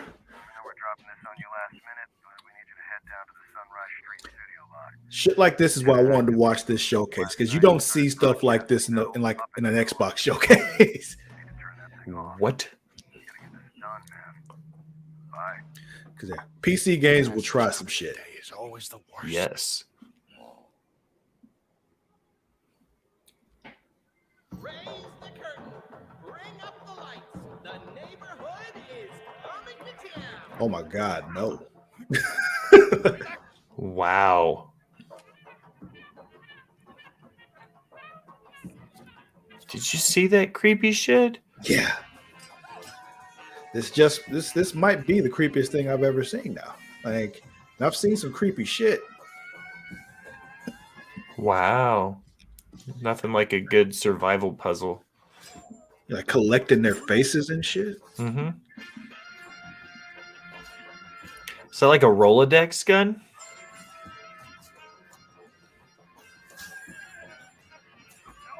Yeah, looks like it. It's a Rolodex gun. And a minigun just to boot.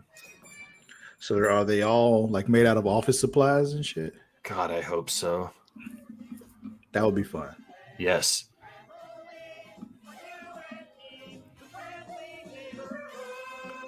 My friendly neighborhood. Wow. I'm gonna show this one to Kobe. He might like this. He likes creepy shit. So that was very Five Nights at Freddy's. That's kind of what that reminded me of. That same, like, yeah. Except you can actually fight back. Yes. Can they push more, I wonder? They can't afford to sit Good old racing game. Mm-hmm. Did you hear about the U.S. competing in the Le Mans 24-hour marathon race? No, I did not. They sent a supercharged, highly modified Camaro being headed by Jimmy Johnson, the 12-time NASCAR champion, as the head driver for a 24-hour race just to see how good American muscle cars could do. Mm-hmm. And on the test lap, the Camaro was 10 seconds faster than the next fastest car. Oh. Yeah. Good old American muscle. They were like, you probably won't win because your drivers don't know how to drive in a 24-hour street race. It's a technical thing. It's not just get out there, go fast. There's technique to it. But they were like, you set the record on your first attempt on fastest lap. Like, that says something, right? Go America. Yeah. America. Fuck yeah. Yeah. Our first time ever, we were like, fuck it. Let's send a Camaro over there, modify the shit out of it, and just go real fast. Speaking of modifying Camaros, I watched that Hot Wheels car show on Peacock.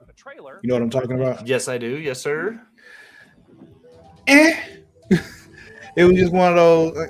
They finished it in the like. I don't know what you judges are looking for here. Like, because to me, this one is clearly better than this one. But I don't. Yeah. I haven't like dive. It's one of those like TikTok things where I've seen TikToks about the series and I've seen like the reveals and stuff and all of that, Mm-hmm. and I was like, that looks awesome. Yeah. My nephew is 1000% into cars, so like that was his jam as soon as it came out. Yeah, they're only 2 episodes deep now, but I don't know if it's really something I want to make sure I'm watching every week or anything. It's just like, But we're in a time now where we're about to run out of content because everybody's going on strike. So, because it's looking like the actors are going on strike at the end of this month, and if they go on strike, there's no more production of anything. So, No, everything will go on a hold. Yeah. The show that I just watched on Apple TV, what was it? I can't remember now. I'll think of it in a second. Scatterbrained. They were on strike. The second season of it wasn't coming out yet. Severance. That was it. They're on hold because of the writer strikes and stuff. Yeah. Yeah, they're rescheduling stuff. Like the only reality show that I like really watch and really get into, Big Brother. They delayed the release of it so they'll have more content going forward because they know they're going to run out. You're a Big Brother guy? Oh, yeah, I love Big Brother. Really? I didn't realize that. I've watched regularly every season since I think season 10 was my first season, season 9 or season 10. I've been watching for a minute. The first season I watched was like toward the end of the season, the first season with Evil Dick. Oh, okay. Yeah. My ex got me watching it, and long after she was gone from my life, thank God. I continued on. Like I even think to myself all the time, the one good thing she contributed to my life was Big Brother. That's where I got Big Brother, was from a crazy ex. That's hilarious. Yeah. Did yours try to kill you one day? Yeah, probably. She wasn't. I didn't think what she was going to do would have, but if she had gotten her hands on me, she probably would have killed me. Yes. Yeah, mine tried to suffocate me with a pillow once. No, didn't get that far, but Yeah. I at was least we. laying in the bed, minding my business, and she tried to suffocate me with a pillow. Yeah, that's a good exit strategy. Like that's it. That's an easy out. Yeah. Let's take a look. Attempted homicide's one of those easy. Like, sorry, that's a do not pass go with me. Yeah. Don't ever come back around here again. Bingo. My first season was Dr. Will. What was the other guy's name? Dr. Will and what? But they would do when they would go into the diary rooms, they would do the silly phone call game with each other. It was ridiculous. I love Big Brother. Yeah, I do too. And now that I know you do, yeah. There will be Big Brother discussions had, sir. Oh yeah. That'll be a regular like update on Creation Conversations when the Big Brother season starts. Like I feel like it would have to be. Yeah. Between the live streams and the 3 days of TV shows every week, like, oh yeah. Last season, I had to make myself stop watching the live streams because it was bothering me. Because I'm like, I don't like knowing too much. Yeah. And so there are a lot of times where I'll be watching things. I'm like, okay, well, I already know how this is going because I heard them talking about this on the live stream. So I know who won this competition. It's less fun. But also I got to see things like how they edit stuff because they use shit from conversations from like 2 weeks ago on a more recent episode. And it was just like, they had that conversation 2 weeks ago. Why did you mix that in here? Yeah. To further your point, make it seem like this all happened within like 2 days of each other, when it really It's been happening for it's been happening for a fucking month, you liars. I like the live stream for the events where they do like the power of veto and you don't find out who wins on live and you're like, stay tuned to find out who wins the power of veto. Like, no, bitch, I'll turn over to the live stream and watch this shit now. Not doing that. I just missed this whole thing completely. I don't know what this game is about. No, it's Big Brother. It's about Big Brother. Yeah. What we were talking about was far more important. Yes. But... Sorry, Sand. We have reached the end of this year's show, and we're saving something very exciting for the end. Dune Awakening, the survival MMO adaptation of the classic sci-fi series. Okay. What have you got for us for the big finale? If you like, I can fill the room with sand. That's a little literal, don't you think? But what if we had, like, costumes? Oh, Dune's got some really cool costumes. We have the still suits, the royal garments. Oh my God, I could dress up maybe as like a giant sandworm. It will require 3 million teraflops of processing power to render you as a sandworm, Sean. It's a lot of flops. It is. We can The sandworm on that picture on the right looks like a really incredibly inappropriate sex toy. Yeah. You, like the real Frankie with the fun hair who's not a computer. Oh, man, there was this one year shark. And then, and she was like a mech pilot. And I had a spaceship. And there was this other time with togas, and I had this really nice robe. Anyways, just forget it. I'm living in the past. I shouldn't even miss this stuff. I mean, we're adults, right? Okay, we're good again. Internet got weird for a second there. Frankie Ward? Do you still want to do the costumes bit, Sean? I want to do the dress up bit so bad. I'm sorry. I tried to fire everyone and make money with computers. Shut up and put the costume on. Or we can just get to the trailer. Frankie, would you do the honors? Gladly. Here is an exclusive interview with the team making a survival MMO that's more sought after than a suitcase stuffed with spice melange. It's Dune Awakening.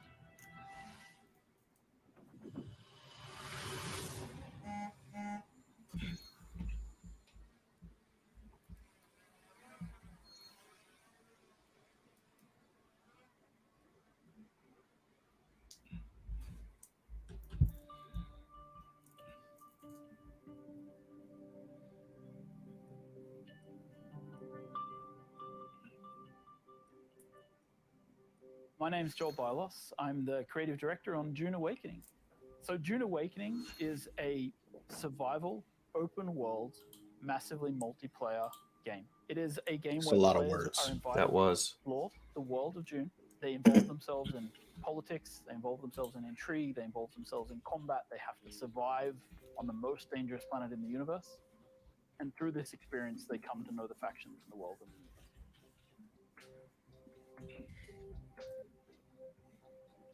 So, And I stand by it that all video game designers look the exact same. a custom is on a planet in the deep desert, and all you have is a knife that you've made out of scrap metal. And you need to creep into enemy camps and knife them in the back and steal the water from their still suits. By the end of the game, perhaps you're running a guild. You have a fleet of vehicles, ornithopters flying. I sent you the Starfield sand stuff. bikes cruising across. Yes, I will definitely be that. checking that out then. Yeah, you can look at the rest of the showcase if you want. That's fine. But honestly, after I saw the Starfield stuff, everything else became irrelevant to me. The rumble of a sandworm coming. That's combat in Dune Awakening. All right, you're saying there wasn't good stuff in the Xbox show because there was. It's just that when they got to Starfield, it didn't matter to me. On Dune Awakening. Fair enough. You start out in the desert, surviving, clinging to life, and in the end, you might become someone like Baron Harkonnen, and then you try to cling to power. Arrakis is the most dangerous planet in the universe. Surviving on Arrakis means that you need to prepare for sandstorms. You need to find water. It's a constant threat against survival. The sandworm, every time you try to cross the desert, the sandworm will come. You will sometimes outrun it, sometimes you may not.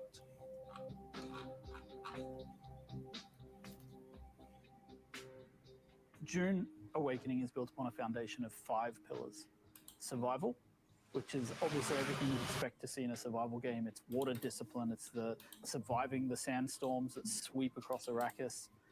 Then we have politics and intrigue, which speaks to the faction gameplay of the game. It's about, siding with one of the factions, thinking about how they work together, perhaps assassinating members of the other factions. Then there's infinite exploration. Infinite exploration, which is one of the things I'm most excited about, is how the world changes over time. We have a concept called a Coriolis storm, and when it sweeps across the landscape, the sands shift, revealing new points of interest, hiding others, making the game renewed every week.